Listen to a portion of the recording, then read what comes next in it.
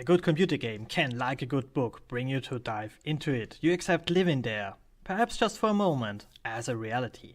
I think the view on allied dangerous and space engineers would be more interesting, but since nobody knows it and everybody knows Minecraft, let's start with that.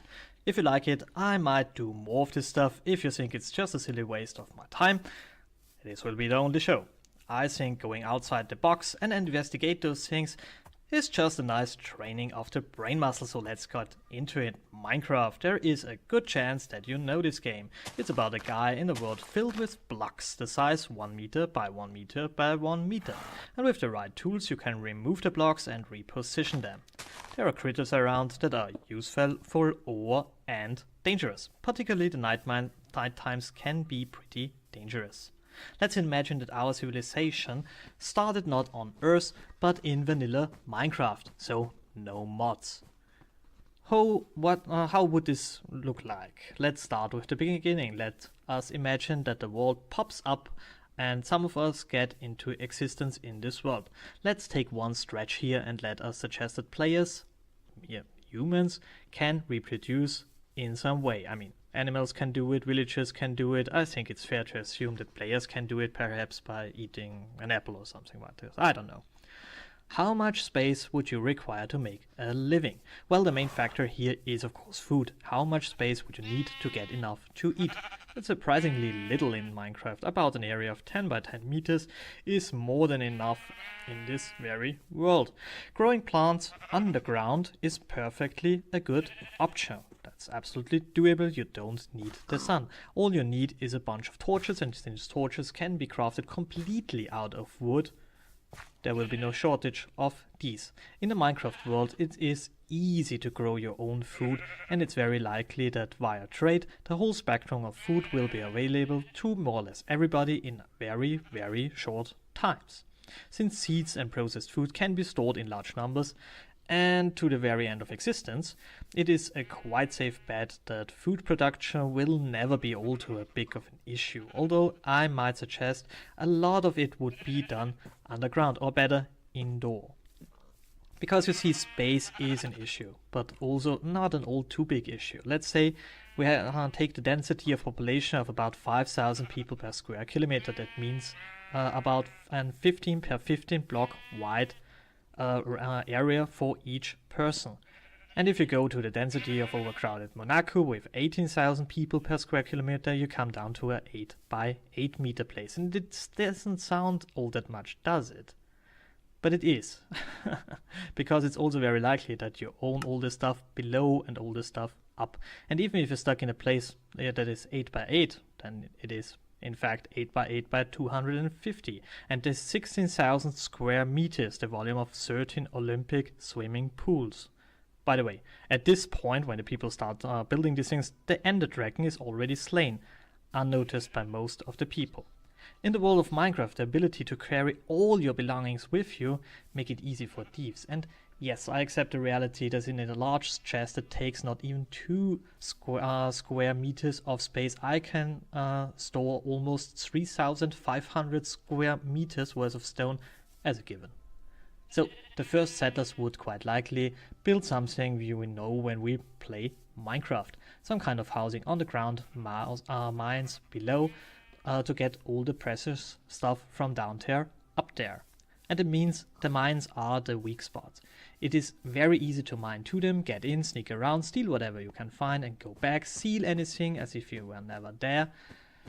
And guarding these mineshafts is a nightmare. The best way to fight this is remove as quickly as possible everything that is precious from the ground that you own and move it up, way up. Build a tower and store it there. Make sure that the entrance to your tower is slim. And if a town forms around you, and this town has at least 100 people and all say, okay, we don't steal from each other, some kind of police that guards the ground and keeps an eye up, looking for illegal breaches and something like that, would make very fast a lot of sense. This was one of the first specialized jobs. Cop. The community will be quite able to deal with local thieves and also with outside ones. Every tower could be quite self-sufficient, but it don't has to be. One thing that will become quite obvious very, very fast is how limited ores are. To find diamonds in your little spot, that's not very likely. Diamonds are rare and you need diamond pickaxe to farm obsidian. Without diamonds, no obsidian. It won't take long till all the diamonds are gone. From this moment on, obsidian as a resource is also gone. With that, alchemy tables and so enchantment tables and so on. This leads to scarcity. Diamonds and obsidian will be the first thing that are gone. All the other ores shortly after that. At this point, I would suggest that townspeople also have just a limited supply of diamonds and diamond tools. If they are able magically create diamonds, on the other hand, it would be different. But let's say for the sake of the argument, it's limited also for them. How do you deal with that? You see, a full set of diamond armor, inclusive sword, is worth 8 diamond pickaxes. The chance that you ever see one of those is slim. The chance that one town has way more than 2 enchantment tables is also very slim, and they can vanish. You can steal them and then drop them into the lava, and then they are gone. So if anything, they become even rarer over time. A town will therefore be very protective of their enchantment table. Some may be in private possession, but most of them will be viewed as something that is owned by the community, and the community will guard it. It is very likely that you have some kind of common building that is quite tough to break in, and if you have such a place, it's also very likely that you may have a chamber there where you can store your most valuable items, some kind of bank in the end. And if you have bank, you have of course bands of thieves who want into the bank and to get the stuff there out. Let's say if you're dead in this world, you're dead, no respawn. In this case, you can make it very, very tough for invaders to come into your territory, mostly by digging the borders down to the bedrock. Chances are good that bedrock is in any way your ground level. Bringing grass down is absolutely possible if you like that. Building a wall of some kind rigged with redstone to alarm when broken is also not particularly hard and gives the defender more than enough edge, as long as you have enough redstone to do that. But even without redstone, without movable war machines, you have really a hard time to raid a village with a city wall. And it's not just because there are a lot of people with weapons in here, but also because there might be a lot of traps installed. And at this point you have a community that is dependent on each other, and with this, the architecture of the towers will absolutely vanish. Some people will specialize in growing food, others in hunting. If your town is lucky, you have a mob spawner. The town will have some kind of mob grinder, a machine that transports the mob to a place where it gets hurt really, really bad and can't defend themselves, so you can kill it with one blow. Specialists will go there to farm experience to enchant the tools they need for their work. Besides that, this might be the main source of your iron. You remember, zombies and so on drop iron. If you have this kind of infrastructure, stuff made out of iron would be all over the place. If not, you have to build some kind of dungeon to farm zombies. I think this will be the difference between rich and poor towns. The rich towns have some kind of mob grinder, the poor ones don't. The poor people will have to endanger themselves to get this precious iron. The rich have it en masse. This might lead to further specialization. If you are one of those rich towns with a lot of iron, but you need just a quarter of it, it makes quite a lot of sense to trade this iron for food, since why would you grow the food? You have other use for this place.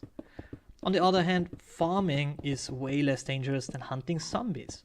Rich towns may completely rely, therefore, on iron trade. At this point, these large "that's mine" tower towns are absolutely gone, and people live in normal rooms and chambers. And there is then not a lot to do anymore. Food is not an issue, and iron is, even for the poorer people, quite achievable by trade. It's quite safe to live in the towns, and there are no really big goals. It's an easy and quite boring life. I think after perhaps 3 generations, mining won't be a thing anymore, and most of the masses of the world would be stored in chests. So what can we here in the real world learn from that? Well, obviously that resources are scarce. Some resources run out. You might think I'm talking about oil, and I kind of do, but I also talk about helium. Helium runs out, and it runs out fast. In 20 years' time we might have a real problem there, perhaps sooner, and we need it not just for balloons.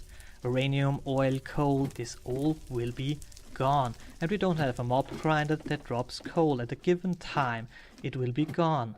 And then it is too late to think about that. Imagine that all the Minecrafters of the first generation found diamonds, and since it is such a funny sound that the diamonds do when dropped in lava, they dropped all the diamonds into lava, long before they learned that they needed for a diamond pickaxe. So they never get to obsidian, they never get to the nether, they never get enchantments. Perhaps it's a good idea to think about scarcity before the stuff is rare. Second, dependence. There are resources that are rare. In our cases here, it's these zombie spawners. In my nation, we generate 2/3 of our energy by river power plants. We can do that because we have a lot of mountains, a lot of rivers, and not a lot of people. That's kind of an energy zombie spawner because this kind of energy production is quite easy, relative cheap, and we're lucky to have them. The Netherlands and Denmark have a similar situation with offshore wind turbines. Good positions, that's luck. Other nations can't do that because they don't have these natural factors. Not everybody can do the same thing. You have to play the cards you got. And having a zombie spawner in your town is not your doing. But building the mob grinder on the other hand, and using it, that is. Just having one doesn't make the town rich. Building up an effective infrastructure, maintaining it, using it, that makes you rich. They don't become rich because they rob others. They had an opportunity, build up an infrastructure, use it to produce stuff that others needed, and then they trade for the highest price they could achieve.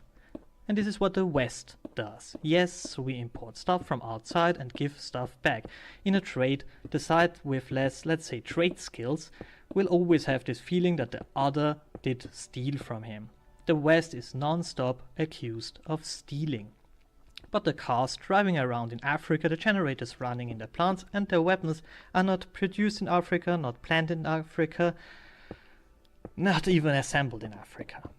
To stay with this analogy, Arabia became rich by saying to the West, okay, build me one of these, how did you call it, mob grinder revenue thingies, and I give you a good price for the stuff you take out of my ground. Without that, this potential would not have been exploited, and the Arab elite could not afford sport cars made out of silver. Okay, this went quite longer than I expected.